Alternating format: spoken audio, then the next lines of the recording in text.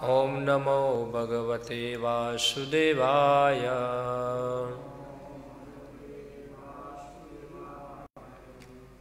श्रीमद् भागवतम स्कंदो अध्याय 6 श्लोक संख्या 38 है।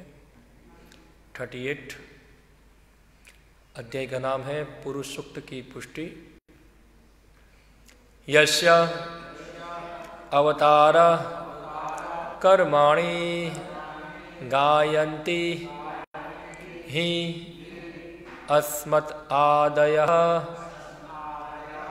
न यं विदन्ति तत्त्वेन तस्मै भगवते नमः। यस्यावतार कर्माणि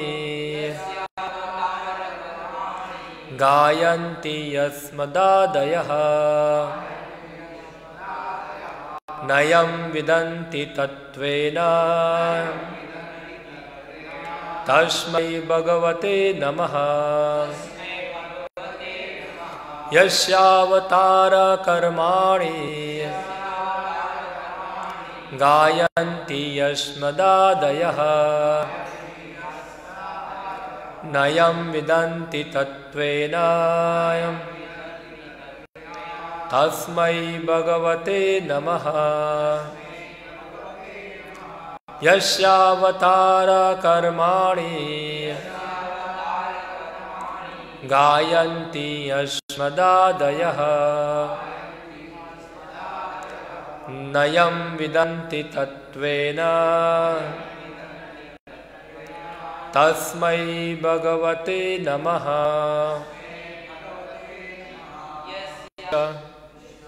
जिनका अवतार कर्माणि कार्यकलाप गायन्ति महिमा का गायन करते हैं ही निसंदेह अस्मत् आदयः हम जैसे व्यक्ति नहीं यम जिनको विदन्ति जानते हैं तत्त्वेन 100% उसी रूप में तस्मै उन भगवते भगवान श्री कृष्ण को नमः नमस्कार करता हूँ। अनुवाद एवं तात्पर्य कृष्ण कृपामूर्ति अभय चरणारविंद भक्ति वेदांत स्वामी श्री प्रभुपाद द्वारा हम उन पुण्य पुरुषोत्तम भगवान को सादर प्रणाम करते हैं जिनके अवतारों तथा कार्यकलापों का गायन हमारे द्वारा उनके महिमा मंडन के लिए किया जाता है। यद्यपि वे अपने यथार्थ रूप में बड़ी कठिनाई से ही जाने जा सकते हैं।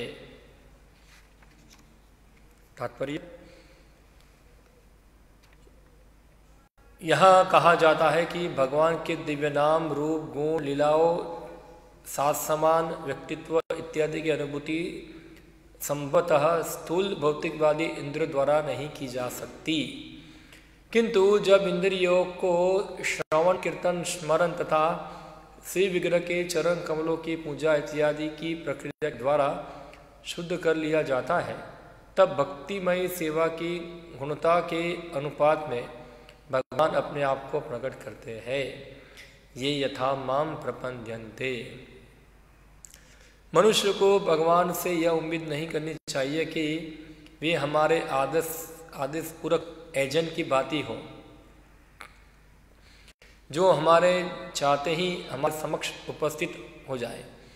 हमें ब्रह्मा नारद तथा अन्य आधिकारिक शिष्य परंपरा के हमारे पूर्वगामियों द्वारा दिखलाए गए पथ का अनुगमन करते हुए निर्दिष्ट भक्ति कार्यों को संपन्न करने के लिए तत्पर रहना चाहिए। जो जो प्रामाणिक भक्तिमय सेवा से इंद्रिया क्रमशः सिद्ध होती जाती है त्यों त्यों भगवान भक्त की आध्यात्मिक प्रगति के अनुसार अपनी सत्ता का उद्घाटन करते चलते हैं। किंतु जो भक्ति संप्रदाय में नहीं आता है वह केवल आकलनों और दार्शनिक अनुमानों से उनकी अनुभूति नहीं कर सकता है। ऐसा कठोर कर्मी भले ही श्रोताओं के समक्ष शब्द जाल प्रस्तुत कर दे, किंतु वह पूर्ण पुरुषोत्तम भगवान को उनके साकार रूप में कभी नहीं जान सकता। भगवान ने भगवद गीता में स्पष्ट कहा है कि कोई भी उन्हें केवल भक्ति के द्वारा जान सकता है। कोई भी व्यक्ति किसी आडंबर पूर्ण भौतिक चुनौतियों के द्वारा भगवान को नहीं जान सकता, लेकिन विनीत भक्त अपने सच्चे भक्ति कार्यों से भगवान को प्रसन्न कर सकता है। इस तरह भगवान भक्त के समक्ष एक अनुपात में ही प्रकट होते हैं। अतएव ब्रह्मा जी प्रामाणिक गुरु के रूप में सादर नमस्कार करते हैं और हमें भी श्रवण तथा कीर्तन की विधि का अनुसरण करने का उपदेश देते हैं। केवल इसी विधि से या भगवान के अवतार के कार्यकलापों की महिमाओं के श्रवण तथा कीर्तन से मनुष्य अपने अंतःकरण में भगवान की सत्ता का दर्शन कर सकता है। इस विषय पर श्रीमद् भागवतम के प्रथम स्कंद में निम्नलिखित श्लोक के प्रसंग पर हम पहले ही व्याख्या कर चुके हैं। तत्सद्राधाना मुनयो ज्ञान वैराग्य युक्तया पश्यन्त्यात्मनि चात्मानं भक्तया श्रुत गृहीतया। निष्कर्ष यह है कि भगवान को किसी भी विधि से पूरी तरह नहीं जाना जा सकता, किंतु वे श्रवण कीर्तन आदि की भक्ति विधि द्वारा अंशतः देखे तथा अनुभव किए जा सकते हैं। ओम ज्ञानतिमिरन्धस्य ज्ञानाञ्जनशलाकया चक्षुरुन्मीलितं येन तस्मै श्रीगुरवे नमः। श्रीचैतन्यमनोभीष्टं स्थापितं येन भूतले स्वयं रूपः कदा मह्यं ददाति स्वपदान्तिकम्। वन्देऽहं श्रीगुरो श्रीयुतपदकमलं श्रीगुरुन् वैष्णवांश्च श्रीरूपं साग्रजातं सहगणरघुनाथामृतं त्वं सजीवं साद्वैतं सावधूतं परिजनसहितं कृष्णचैतन्यदेवं श्रीराधाकृष्णपादान् सहगणललिता श्रीविशाखान्वितांश्च श्रीकृष्णचैतन्यप्रभु नित्यानन्द श्री अद्वैत गदाधर शिवासादि गौरभक्तवृंद। हरे कृष्णा कृष्णा कृष्णा हरे हरे, हरे राम राम राम हरे हरे।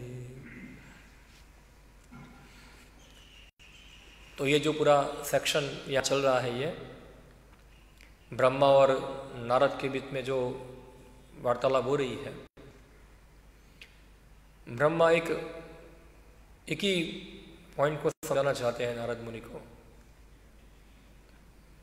और ये पॉइंट ये है कि हम लोग जो है, यानी कि ब्रह्मा और आदि जीव जो है वो बहुत सूक्ष्म है, और जो परम शक्तियाँ है भगवान जो है वो बहुत बड़े हैं। इसलिए हम लोग जो है भगवान को अपने तर्क शक्ति के द्वारा या तो फिर अनुमान के द्वारा व्यक्ति उनको जान सकता नहीं है। यानी कि भगवान भौतिक दायरे के बाहर है, अंदर नहीं है। यही एक पॉइंट जो है वो ब्रह्मा नारद को समझाना चाहते हैं, और नारद के माध्यम से पूरे जगत को समझाना चाहते हैं। तो आजकल के आधुनिक समय की ये बीमारी है। ये क्या बीमारी है? विज्ञान के अंदर हम सब कुछ हमारे इंद्रियों के द्वारा जान सकते हैं। हम सब कुछ परस्यू कर सकते, सब कुछ देख सकते, अनुभव कर सकते। ये विज्ञान का आविष्कार है। शायद आप लोगों को इतना पता नहीं होगा, क्योंकि आप लोग विज्ञान में इतना अध्ययन नहीं किया होगा। मगर जो लोग विज्ञान में अध्ययन करते हैं उनके लिए एक बहुत बड़ा एक चाटा है इधर, जो शिल्प रूपा का तात्पर्य यहाँ। क्योंकि विज्ञान जो है ऐसे ही गर्व के ऊपर बैठा हुआ है कि सब कुछ हम जो है हमारी इंद्रियों के द्वारा उसको समझ सकते हैं। एक साइंटिस्ट था, इसका नाम था स्टीफन हॉकिंग करके वैज्ञानिक था एक, अभी थोड़े समय पहले ही मर गया। तो उसका खाली एक ही उंगली काम कर रहा था, शरीर के सभी अंग लखवा मार गए थे, मगर एक ही उंगली काम कर रहा था। वो एक उंगली से वो एक मशीन बनाया था, मशीन पे उंगली टाइप कर करके अपनी बातों को प्रस्तुत करता था वो। तो उसने एक थियरी बनाया था, वो थियरी के अंदर वो बताए कि अभी तक हमने सब कुछ जान लिया है, अभी बस हम थोड़े ही दूर है कि ब्रह्मांड के सभी चीज़ों को हम जानने वाले हैं, और हम जान चुके हैं कि ये कोई भगवान जैसा कोई नहीं है।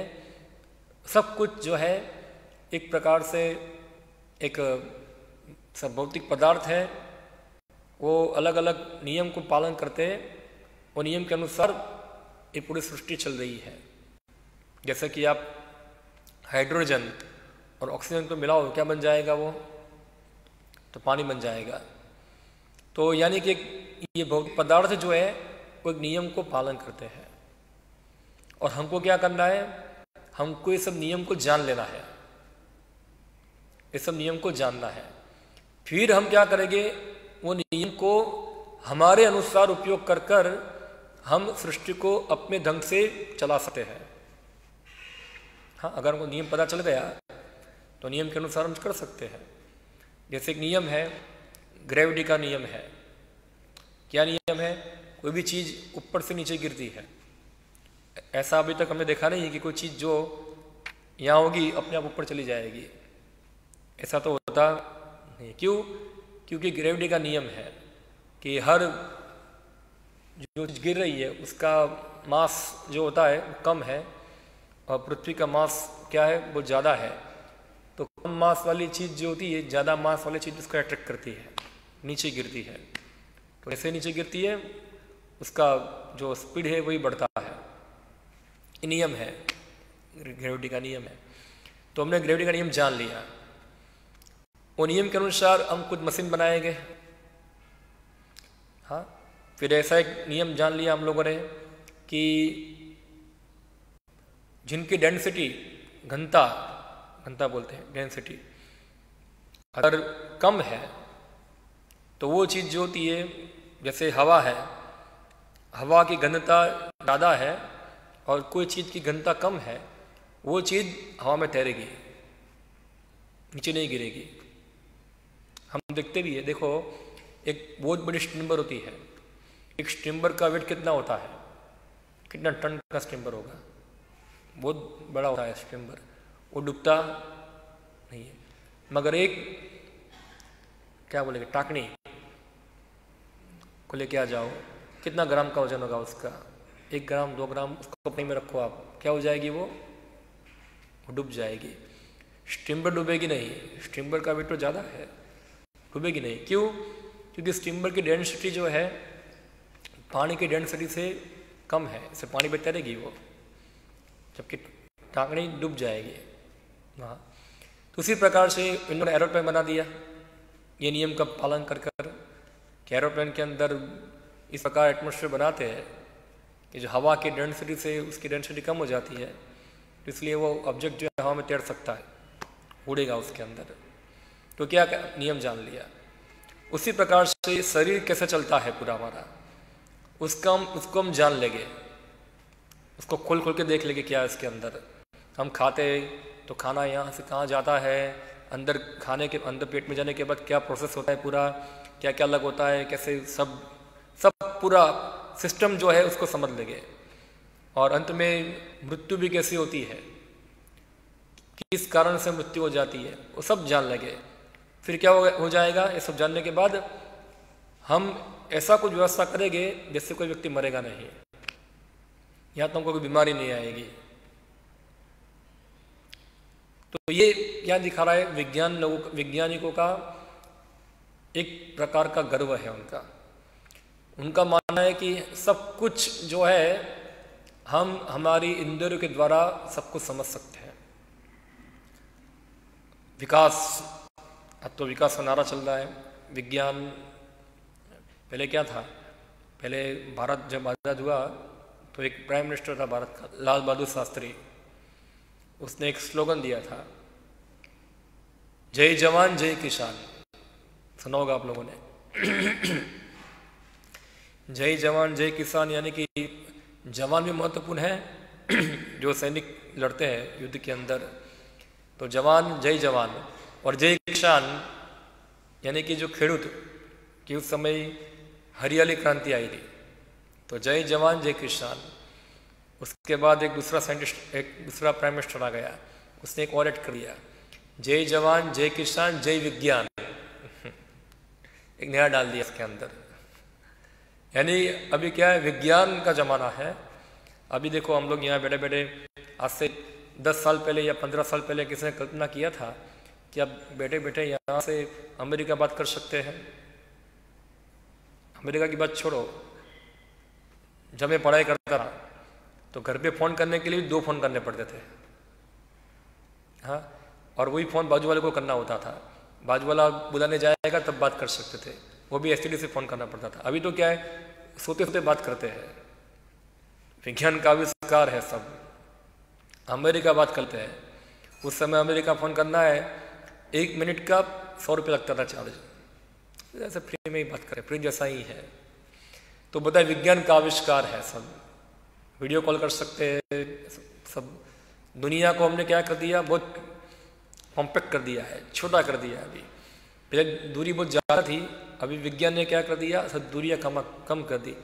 पहले यहाँ से किधर जाना था तो हमको बहुत टाइम लगता था, अभी हाईवे है, एरोप्लेन है, हाई स्पीड ट्रेन है, सब विकास विकास विकास सब हो रहा है। तो लोग सोचते हैं कि विज्ञान ही भगवान है। हाँ, विज्ञान ही क्या है, भगवान है। इतने बड़े बड़े हॉस्पिटल खुल रहे हैं, एम्स बन रहा है। हाँ, और अभी किसी को हार्ट अटैक आएगा, अभी तो भारत में चालू नहीं हुआ है, धीरे धीरे आ जाएगा यहाँ भी। बाकी यूके में और ये यूएस में होता है, इसको कहते हैं एयर एम्बुलेंस बोलते हैं। अभी हम जैसे हमारे यहाँ 108 चलती है, तो 108 में हम फ़ोन करते हैं, एम्बुलेंस आ जाती है। धीरे धीरे विकास होगा तो फ़ोन करेंगे, हेलीकॉप्टर आ जाएगा, उसको कहते हैं एयर एम्बुलेंस कहते हैं। तो अगर आपको इमरजेंसी में ले जाना है तो आपको वहाँ से पिक कर लेंगे, जहाँ आपका एक्सीडेंट हुआ है आपका, वहाँ से पिक कर आपको तुरंत हॉस्पिटल पे ले जाएंगे वहाँ। यहाँ भारत में टाइम लगेगा थोड़ा, बाकी सब कंट्री में चलता है, उसको कहते हैं एयर एम्बुलेंस बोलते हैं। तो विकास है, बहुत विकास कर दिया, और इतने हो जाते ये सब, फिर सोचते हैं कि ये सब गीता, ये सब भागवत, ये सब पढ़ने में क्यों टाइम बिगाड़ रहे हैं सब लोग अपना। अभी रविवार के दिन एक पत्रकार आए थे हमारे मंदिर के अंदर। वो मुझे एक प्रश्न पूछे, वो ऐसा प्रश्न किया कि आप गीता मैराथन कर रहे हैं यहाँ, तो उसके द्वारा आप ये दुनिया को क्या संदेश देना चाहते हैं। खास करके वो बोले आजकल की युवा पीढ़ी है, इसको क्या संदेश देना चाहते हैं। तो मैं उनको बताया कि युवा पीढ़ी जो है वो तो आध्यात्मिक जीवन में थोड़ा बहुत रखती है, मगर उनको उनके माता पिता और स्कूलों के द्वारा उनको प्रोत्साहन दिया जाता नहीं है। तो वो हंसना चालू कर दिया। वो सही बात है, क्योंकि वो पकड़ा गई वहाँ। सही बात है। क्योंकि अगर कोई व्यक्ति आध्यात्मिक गीता, श्री भागवतम, ये सब शास्त्रों को पढ़ने का प्रयत्न करेगा तो घर में या टीचर लोग क्या बोलेंगे उसको, क्यों टाइम वेस्ट कर रहे हो, क्यों टाइम वेस्ट कर रहे हो। इससे अच्छा क्या है, विज्ञान पढ़ो, हाँ कुछ पढ़ो, साइंस पढ़ो, कुछ डिस्कवरी करो, कुछ बनाओ, समाज को कुछ दो बनाकर।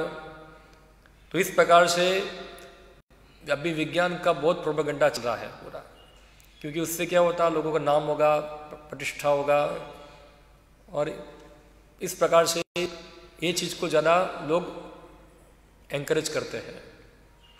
मगर उनको पता नहीं है कि जिस प्रकार आपका विज्ञान आप पढ़ रहे हैं, एक्चुअली वो विज्ञान नहीं है, वो टेक्नोलॉजी है।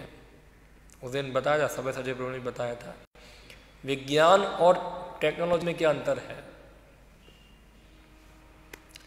तो थोड़ा अंतर है। अभी जो हम पढ़ रहे हैं वो विज्ञान नहीं है, वो टेक्नोलॉजी है। विज्ञान यानी कि तथ्य को जानना, उसको विज्ञान कहते हैं। और टेक्नोलॉजी यानी कि जो नियम है, वैज्ञानिक नियम है, उसके आधार पर कोई साधन का निर्माण करना, वस्तु बनाना, इसको टेक्नोलॉजी कहते हैं।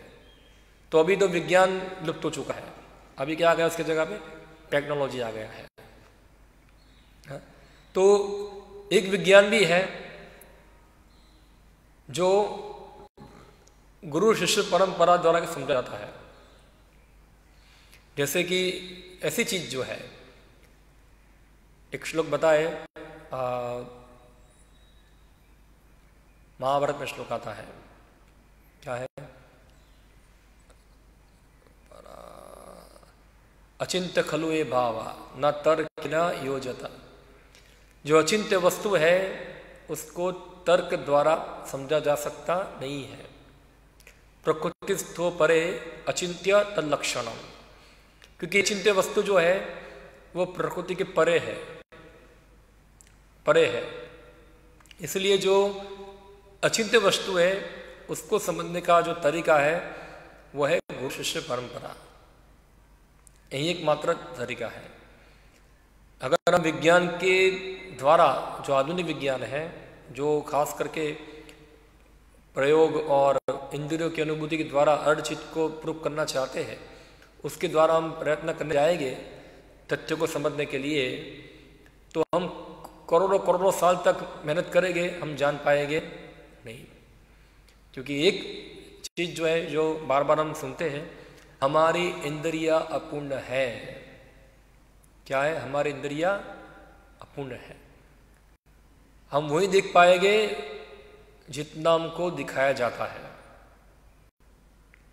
हाँ, जितना हमको दिखाया जाता है, हम उसके आगे देख सकते नहीं है।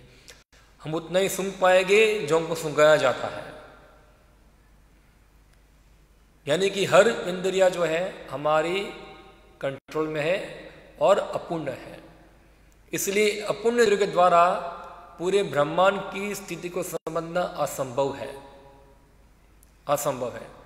जैसे एक उदाहरण देता हूं बार बार। एक चींटी है, एक चींटी ये हॉल में होगी, यहाँ पड़ी, वो क्या जान पाएगी कि ये हॉल है या एक शहर है, ये एक देश है, ये देश में क्या क्या डिटेल है, जान सकती है? एक चींटी यहाँ होगी, जान पाएगी कि हॉल क्या है, ये हॉल के अंदर दीवार है, दीवार के अंदर प्लास्टर किया है, उसके अंदर सलिए है, ईंट है, अंदर क्या मटेरियल है, वो सब जान पाएगी? चींटी के लिए जानना असंभव है।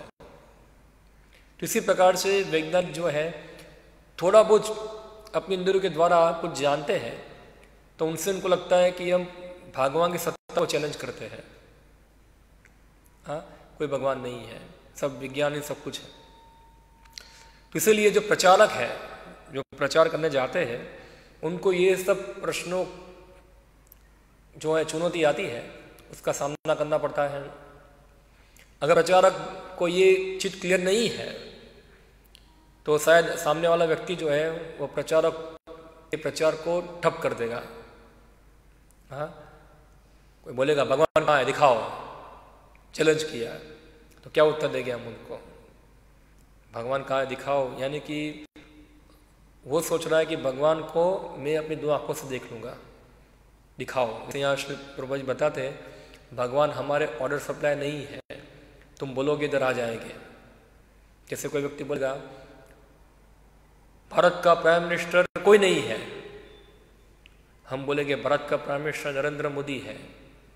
ठीक है, अगर भारत का प्राइम मिनिस्टर नरेंद्र मोदी है, उसको बुलाओ, उसको दिखाओ, तो मैं मानूंगा, मैं नहीं मानूंगा उसको। तो क्या वो नरेंद्र मोदी इधर आ जाएगा इधर? अरे भाई मुझे देख लो, मुझे मानो, मैं प्राइम मिनिस्टर हूँ। ऐसे कितने सब आलतू फालतू बोलते रहेंगे। वो प्राइम मिनिस्टर तो उसका काम करता रहेगा। तो ऐसे आलतू फालतू लोग जो होते हैं वो भगवान की सत्ता को चैलेंज करते हैं, मुझे भगवान को दिखाओ। हाँ, तो प्रभुपाद जी क्या बताते हैं, भगवान को तुम तुम्हारी दो आंखों द्वारा देख सकते नहीं हो, क्योंकि तुम्हारी दो आंखें में अभी क्या हुआ है, मोतिया हुआ है। मोतिया हुआ है, इसका मतलब ये है कि हमारी आंखें जो है अभी भौतिक गुणों के द्वारा बनी हुई है, वो केवल भौतिक पदार्थ ही देख सकती है। आध्यात्मिक चीज हमारी आंखें देख सकती नहीं, हम आत्मा को देख पाते नहीं है। जो प्रत्येक व्यक्ति के शरीर में रहता है, कोई व्यक्ति मर जाता है, देखते कोई आत्मा गया, आंखों से देख पाते, हम लोग आत्मा को देख पाते नहीं है। तो आत्मा से भी सूक्ष्म तो क्या है, भगवान है, और सूक्ष्म है वो, और भगवान की कार्यकलाप तो और जटिल है समझना। तो इतनी जटिल वस्तु है जो बड़ी बड़ी विज्ञान की किताबों से भी जटिल है। आप देखो, कोई पढ़ने जाएंगे, मेडिकल साइंस पढ़ने जाएंगे, या तो फिर कोई इंजीनियरिंग पढ़ने जाएंगे, ऐसे किताबें देखी आप लोगों ने, इतनी मोटी मोटी होती है। मैं जब पढ़ने गया था तो एक हमारी किताब आती इतनी बड़ी बड़ी, किताब के अंदर हमारा सब्जेक्ट इलेक्ट्रॉनिक्स का सब्जेक्ट था। ये सब सर्किट जब आती है ना, वो आप सर्किट देखोगे तो आपका चक्कर आ जाएगा दिमाग में, सब क्या है ये पूरा क्या क्या डिजाइन बनाया है, कुछ पता चलता नहीं क्या है इसके अंदर। तो सोचो, मनुष्य तो सर्किट को भी जान लेता है, समझ लेगा, मगर इससे भी कॉम्प्लिकेटेड तो भगवान को समझना है। हमको लग रहा है क्योंकि हम लोग वर्तमान समय में भक्ति में जुड़े हुए हैं और सेवा कर रहे हैं, इससे हमको लगता है कि ये तो ठीक है, रोज सुनते हैं हम लोग, रोज हम पढ़ते हैं, भगवान को भक्ति के द्वारा जाना जा सकता है क्या है। मगर जो अन्य लोग हैं उनके लिए बहुत कठिन विषय है ये। ना जाने वो कितने बुद्धिशाली हो गए भौतिक परिप्रेक्ष्य में, मगर एक सिंपल चीज जो है यहाँ समझाना चाहते हैं कि भगवान को शरणागत हुए बिना हम कुछ भी जान सकते नहीं है हमारे बलबूते पे। हाँ, हमारी बुद्धि की शक्ति के द्वारा हम परम सत्य को समझ सकते नहीं है। परम सत्य को जानने की सबसे प्रथम यही योग्यता है ये कि मैं अयोग्य हूं, मैं अयोग्य हूं, ये समझना उसकी योग्यता है। अभी लोक समझ में योग्य हूं। एक बार श्रील प्रभुपाद जी लंदन के अंदर प्रवचन दे रहे थे भगवद गीता के दूसरे अध्याय के ऊपर, सेकंड चैप्टर भगवान क्या बताते हैं, क्या बताते हैं दूसरे अध्याय के अंदर। तो बहुत बेसिक श्लोक है ना उसके अंदर, हम शरीर नहीं आत्मा है, देहांतर होता है, सब भगवान आत्मा की विश्लेषण करके समझा रहे हैं। तो श्रील प्रभुपाद लंदन में सब प्रवचन दे रहे थे। एक भक्त खड़ा हुआ, बाद श्रील प्रभुपाद को पूछे ऐसा, श्रील प्रभुपाद हम जान लिया सेकंड चैप्टर, हम शरीर नहीं आत्मा है, अभी कुछ थोड़ा आगे तो बताओ कि ऊपर क्या है, कुछ हाई लेवल का बताओ क्या है। तो श्रील प्रभुपाद जी बताए तुम नहीं जाने हो। नहीं प्रभुपाद जी हम जान लिए, हम शरीर आत्मा है, आपने पूरा समझा दिया हमको, हम जान चुके, हम शरीर नहीं है, हम आत्मा है, तुम नहीं जाने हो। अगर तुम जान गए हो ठीक है, मगर मैं नहीं जानता हूं, श्री प्रभुपाद जी बताए। तो हम खुद देखते हैं कि हम थियोरिकली हम सब पढ़ते हैं, सब जानते हैं, पर वास्तव में अगर हम जाना होगा कि हम शरीर नहीं हम आत्मा है, उसका अनुभव किया होता, समझा होता, तो क्या कोई व्यक्ति भौतिक चीजों के प्रति आसक्त रहता? हाँ, उसको सब भौतिक आसक्ति मेंटेन करता वो? नहीं जाना है, उसको नहीं जाना है। वो क्या जानता है, मैं शरीर ही हूं ये। इसलिए ये सब अनुभूति होना कि हम शरीर नहीं आत्मा है, भगवान कृष्ण है, उनका एक रूप है और व्यक्ति है, ये सब चीज जो है वो सब थियरिकल चीजें समझी जाएगी नहीं। कैसे जान सकते हैं? तो बता, भक्तया श्रुत गृहीतया, ये श्लोक बताए, भागवतम का श्लोक है एक, पश्यन्ति आत्मनि च आत्मानम, व्यक्ति पश्यन्ति यानी कि देख सकता है, आत्मानि च आत्मानम, कैसे? भक्तया श्रुति गृहीतया, यानी कि भक्ति भाव द्वारा सुनने से, भक्ति भाव द्वारा श्रवण करने से। और जब भक्ति भाव द्वारा व्यक्ति श्रवण करता है और फिर वो अपने आप को भगवान की शुद्ध सेवा में नियुक्त करता है, शुद्ध भक्ति के अंदर, तो जिस जिस प्रकार से उसकी सेवा होती है उस अनुपात के अनुसार वो भगवान को अनुभव कर सकता है, जान सकता है। जैसे यहाँ श्लोक बताए गीता के अंदर, ये यथाम माम प्रबंधन्ते तान सत्यम भजाम्यहम। हाँ, जो व्यक्ति जिस प्रकार से भगवान के पास आता है, भगवान भी उस प्रकार से उसके सामने क्या होते हैं, अपने आप को प्रकट करते हैं। अभी कोई व्यक्ति भगवान के पास आता है, भगवान मुझे पैसा दे दो, तो भगवान क्या करेंगे, उसको पैसा देके उसको अनुभव कराएंगे। यानी कि उनके लिए भगवान का साक्षात्कार क्या है, भगवान मेरी भौतिक इच्छा पूरी करते हैं, बस ये उनका भगवान का साक्षात्कार हुआ। या तो मेरी बीमारी दूर कर दो, या ये काम कर दो, वो काम कर दो। रियल साक्षात्कार जो है भगवान का, वो है भगवान के नाम, रूप, गुण, लीला, परिकर, ये सब जो है, ये सब का अनुभव करना। हम कृष्ण नाम सुनते हैं और कोई महान भक्त कृष्ण नाम सुनता है, दोनों में क्या अंतर है? कृष्ण, मगर कोई महान भक्त कृष्ण का नाम सुनते हैं तो यानी कि वो कृष्ण का अनुभव करते हैं, ये फर्क है उनके अंदर। हम भागवत के श्लोक पढ़ते हैं और एक महान भक्त, शुद्ध भक्त भागवत के श्लोक पढ़ते हैं, दोनों का अनुभूति अलग अलग है। हाँ, वही श्लोक पढ़ रहा है वो व्यक्ति, वही श्लोक दूसरा ही पढ़ रहा है, दोनों का अनुभव अलग अलग हो रहा है। क्यों? ये था माम प्रबंधन्ते। एक चैतन्य महाप्रभु के एक भक्त थे, नाम भूल गया उसका, क्या था, वो बहुत बड़े जमींदार थे। उनके मामा चैतन्य महाप्रभु, मिश्रा नाम, मिश्रा था एक, वो चैतन्य महाप्रभु के पास आए और बोला कि टपन मिश्रा, मुकुंद नाम भूल गया, वो बोले मुझे भाग कृष्ण कथा सुननी है। तो चैतन्य महाप्रभु बताए, हाँ अच्छा है, तुमको कृष्ण कथा सुनना है, तुम जाओ रामानंद राय के पास जाके सुनो कृष्ण कथा, वो तुमको सुनाएगी, मैंने भी उससे सुना था। फिर वो रामानंद राय के पास गए, एक दूसरा भक्त था, उसका नाम था, उनको भेजा था एक और भक्त के पास, उसका नाम भूल गया मैं। तो बहुत घंटों तक वेट किया, अभी तक क्या है। बाद में जाके देखा, उन लोगों ने वहाँ गए उधर, तो एक पूरा वैभवी शहर में बैठा हुआ था, एक पूरा सिंहासन था और बहुत ऐश्वर्यवान था और बहुत लगता है कि पूरा भोगी है ये व्यक्ति, पूरा भोगी है। तो वो उसको प्रश्न हुआ, महाप्रभु ने हमको इसके पास कृष्ण कथा सुनने के लिए भेजा, पूरा भौतिकवादी है व्यक्ति, तो पूरा क्या हमको कृष्ण कथा सुनाएगा। तो एक श्लोक भागवतम का पढ़ा, एक श्लोक भागवतम पढ़ते ही, सुनते ही वो व्यक्ति के शरीर के अंदर पूरा क्या हो गया, तो पूरा परिवर्तन हो गया उसके अंदर। इतना परिवर्तन हो गया कि भाव विवल होकर खड़ा हो गया, उसके आंखों में अश्रु आने चालू हो गए और जमीन के ऊपर रोने लगा अंदर। कैसे हो रहा है? बोला ये क्यों? क्योंकि एक श्लोक पढ़कर वो भगवान के नाम, रूप, गुण, लीला, परिकर, ये सबका अनुभव कर पा रहा है। क्यों कर पा रहा है? विधि पालन कर रहा है।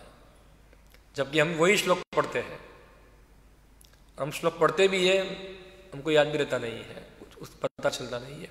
तो ये फर्क है, ये फर्क है। यह थाम माम प्रबंधन्ते, जिस अनुपात के अंदर व्यक्ति जो है भगवान की सेवा करता है भक्ति भाव पूर्वक, जैसे कल भी रविसाजी प्रभु के प्रवचन में सुना था, शुद्ध भक्ति भाव, शुद्ध मनोभाव, सुबह सही व्यक्ति का मनोभाव क्या होना चाहिए? शुद्ध होना चाहिए।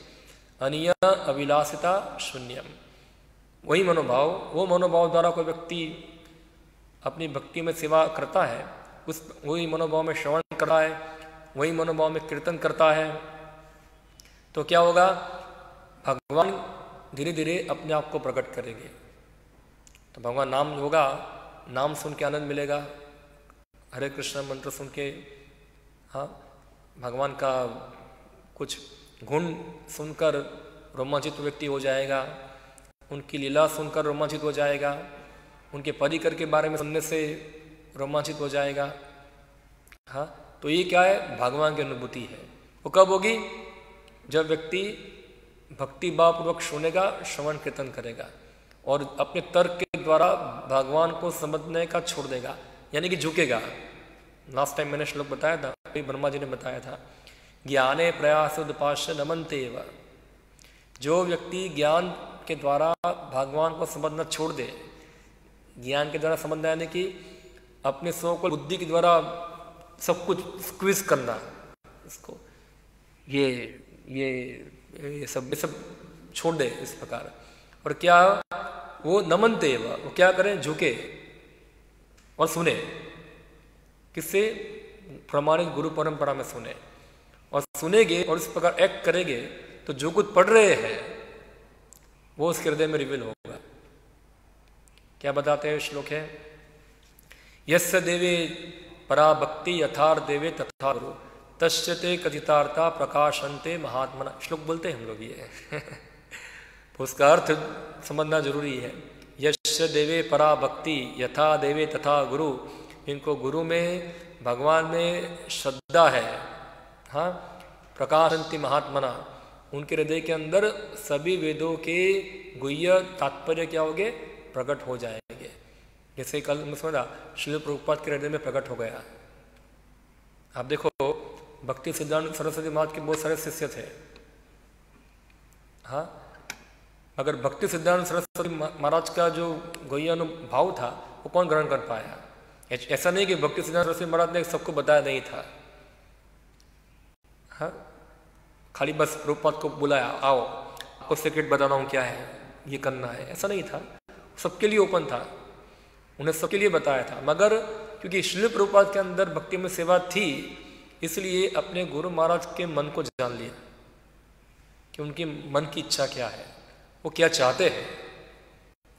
उसी प्रकार हम देखते हैं चैतन्य महाप्रभु थे, रूप गोस्वामी जान लिया कि चैतन्य महाप्रभु की मन की इच्छा क्या है।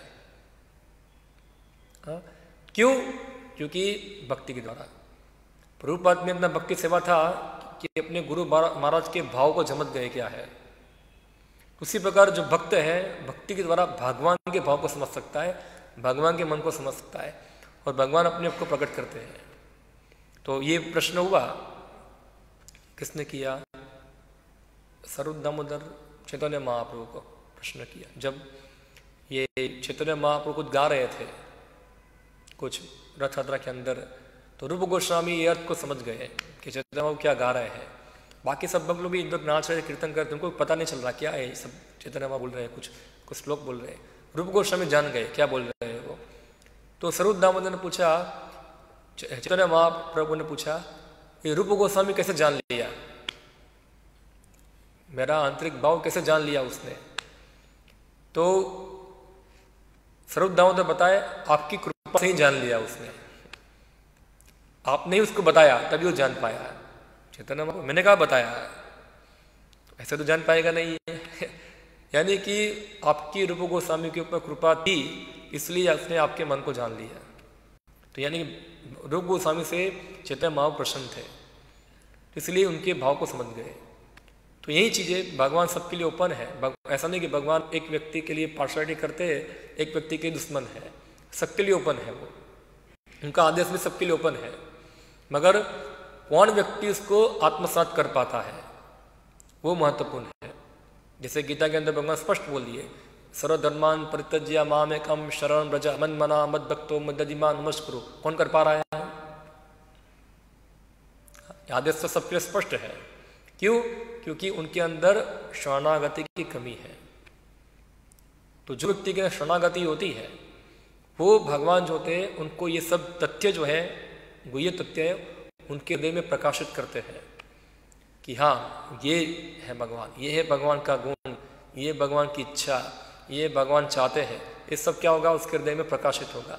वरना सब सोचेगा चलता रहेगा। क्यों? क्योंकि भक्ति कमी है। तो इसलिए यह बताए भक्तया श्रुत गुरुतया, भक्ति भाव द्वारा सुनना चाहिए। खास करके हर शिष्य का कर्तव्य होता है कि वो अपने गुरु को सुने, उनका सबसे बड़ा कर्तव्य है, सुने उनसे और सुनकर उनकी शिक्षाओं को आत्मसात कर हृदयंगत करे। वरना यहाँ सुनेगी यहाँ से निकल जाएगा, यहाँ सुनेगी यहाँ से निकल जाएगा, यहाँ जाएगा नहीं। तो यह आत्मसात करना यानी कि हृदय में धारण करना है, क्या उनका भाव क्या है, क्या उनका मनोवृत्ति क्या है, ये सब जब हम शरणागत हो गए तो उसको समझ सकते हैं। तो ये सब भागवत सब जो है वो हमको तब रिवील होगा। तो ब्रह्मा यही बता रहे हैं कि हम क्या कर सकते हैं, हम भगवान प्रणाम कर सकते हैं और उनके महिमाओं का गुणगान कर सकते हैं बस। क्योंकि भगवान को अन्य विधियों के जानना बहुत कठिन है, बहुत कठिन है। तो यही ब्रह्मा ने क्या किया, झुक गए, प्रणाम करो भगवान को और जो कुछ भी गुरु परंपरा में सुनते हैं उनका गुणगान करो, श्रवण कीर्तन करो। धीरे धीरे हमारी भक्ति सेवा बढ़ेगी, उस प्रकार से भगवान अपने आप को प्रकट करेंगे। ओके, यहाँ मैं समाप्त करता हूँ। हरे कृष्णा। किसी को कोई प्रश्न हो, कुछ नहीं हो? ओके, हरे कृष्णा। श्रीमद् भागवतम की जय, श्री रूपाद की जय।